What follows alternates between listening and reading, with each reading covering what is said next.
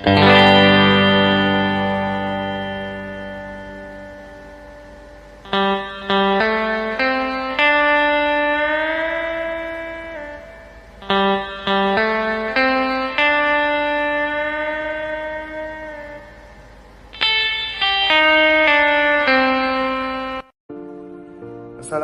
warahmatullahi wabarakatuh. Selamat siang, salam sejahtera untuk kita semua. Yauhu. Halo Sobat SAR, perkenalkan nama saya Yahya Rismalyadi, CPNS Badan Nasional Pencarian dan Pertolongan dari Kantor Pencarian dan Pertolongan kelas B NIAS, Angkatan 16, Kelompok 2.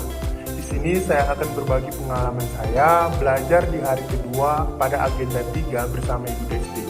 Pada pembelajaran kali ini kami membahas tema tentang manajemen ASN. Di pembelajaran ini juga kami mengulik lagi tentang Smart ASN dan juga manajemen ASN, di mana di materi manajemen ASN ini saya mendapatkan ilmu-ilmu baru dari penjelasan-penjelasan yang cukup. Saya mendapatkan ilmu-ilmu baru dari penjelasan-penjelasan yang luar biasa dari Ibu Desti. Berikut saya jelaskan pemahaman saya dari materi yang telah dijelaskan. Jadi ASN itu kan pegawai pemerintah ya. Nah, ternyata ada sistem lengkap yang mengatur mereka, mulai dari direkrut sampai pensiun. Itulah yang dinamakan manajemen ASN. Pertama, ada perencanaan kebutuhan ASN. Ini penting banget. Bayangin, kalau pegawai kebanyakan jadi nggak efisien. Tapi kalau terlalu sedikit pun kerjaan menjadi menumpuk. Makanya jumlah dan kualitas pegawai harus dihitung dengan pasti, biar instansi jalan lancar sesuai target. Kalau kebutuhan sudah jelas, baru masuk ke tahap pengadaan ASN. Ini proses rekrutmen yang terbuka dan kompetitif. Tujuannya adalah untuk mendapatkan ASN yang kompeten, profesional, dan tentu saja punya integritas. Prinsipnya sistem merit, artinya dipilih berdasarkan kemampuan, bukan karena kenalan atau titipan. Nah, setelah jadi ASN, ada banyak hal yang harus dijaga, yaitu budaya kerja dan citra. ASN sekarang punya nilai dasar berakhlak.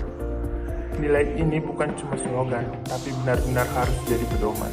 Kalau pegawai disiplin, jujur, dan profesional, masyarakat juga jadi lebih percaya pada pemerintah. Berikutnya adalah pengelolaan kinerja ASN.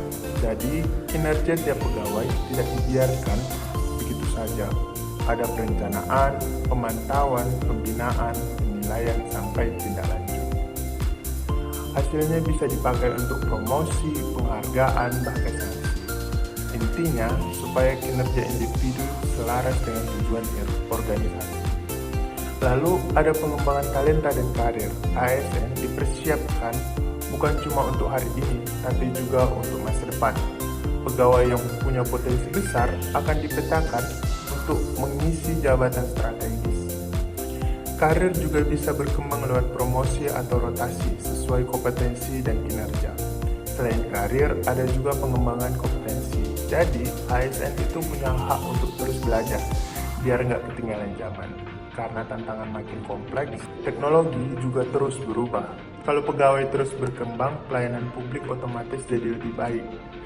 Supaya semangatnya tetap tinggi, ada penghargaan dan pengakuan. Bisa berupa tunjangan, kenaikan pangkat, kesempatan ikut pelatihan, atau tanda kehormatan.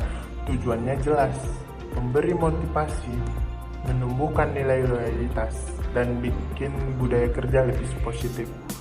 Tapi di ujung perjalanan, ada juga yang namanya pemberhentian ASN. Bisa dengan hormat, misalnya pensiun atau mengundurkan diri, bisa juga tidak hormat kalau melanggar aturan berat seperti korupsi atau narkoba. Ini penting untuk menjaga integritas ASN dan citra birokrasi.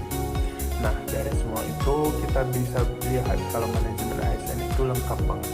Mulai dari merencanakan kebutuhan, rekrutmen, membina budaya kerja, mengelola kinerja, mengembangkan talenta, sampai memberi penghargaan, bahkan mengatur pemberhentian. Tujuannya cuma satu, menciptakan ASN yang profesional, adaptif, dan bisa melayani bangsa dan masyarakat dengan baik. Karena pada akhirnya keberadaan ASN itu untuk rakyat, bukan hanya untuk dirinya sendiri. Sekian ringkasan pemahaman yang saya dapatkan pada pembelajaran hari ini. Lebih dan kurangnya saya mohon maaf. We are family.